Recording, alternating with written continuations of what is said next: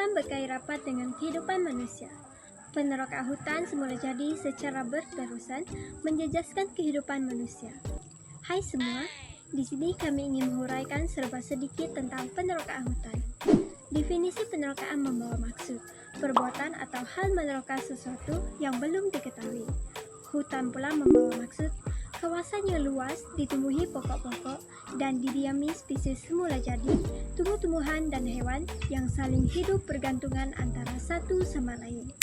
Definisi penerokaan hutan pula membawa maksud, kesalahan seperti pekerjaan yang menyalahi undang-undang atau menjalankan aktiviti dalam hutan simpanan kekal secara haram atau tanpa permit yang sah. Contohnya, memindahkan hasil hutan tidak pada waktu dan tempat yang disediakan, mengambil atau mengutip hasil hutan seperti rotan, balak, buah-buahan, tumbuh-tumbuhan herba, dan mineral. Juga kesalahan seperti membuang bahan buangan serta merosakkan tanda pada pokok dan balak, sekaligus kesalahan seperti mengubah sempadan. Berbagai kesan penerokan hutan yang akan membawa kepada bencana alam.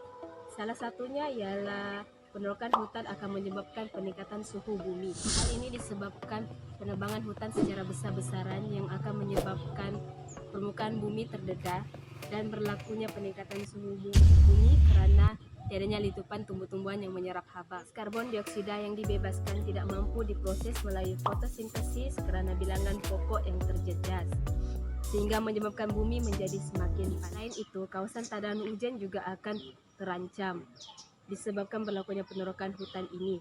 Manusia rakus mahu mengaut keuntungan hingga sengaja melupakan kepentingan hutan sebagai kawasan tadahan hujan. Hal ini menyebabkan sumber bekalan hujan semakin terancam dan dicemari lumpur. Selain itu, penerokaan hutan akan menyebabkan kemusnahan sumber semula jadi manusia.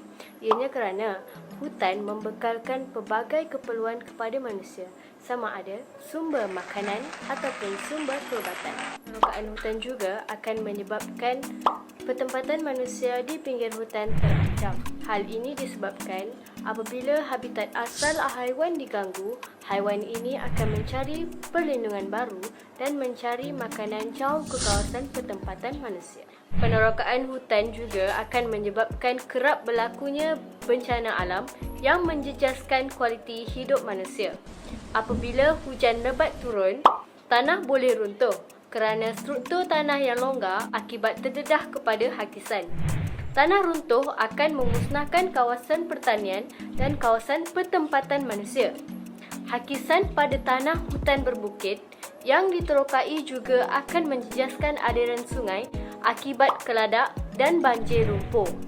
Keadaan ini akan membunuh haiwan akuatik dan ini akan menjejaskan bekalan protein kepada manusia. Tersebut menyebabkan bekalan sememangnya berlaku memandangkan pihak ini.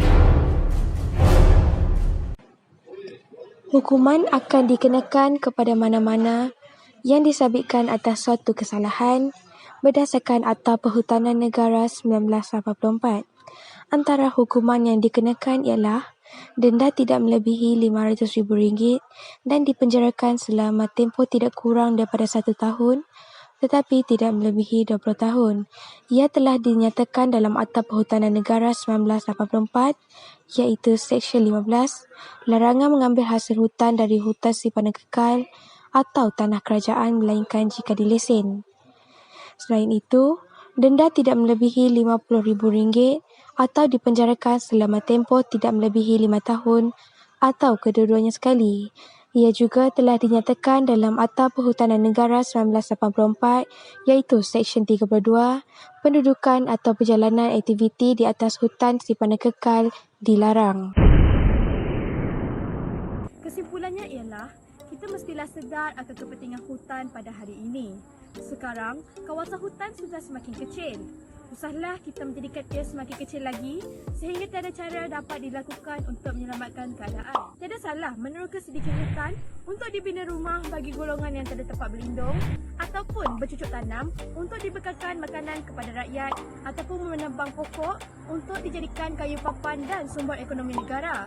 Tetapi ia mestilah bersyarat dengan syarat ia tidak akan memberi kesan negatif terhadap persekitaran hutan dan dijalankan secara terancam.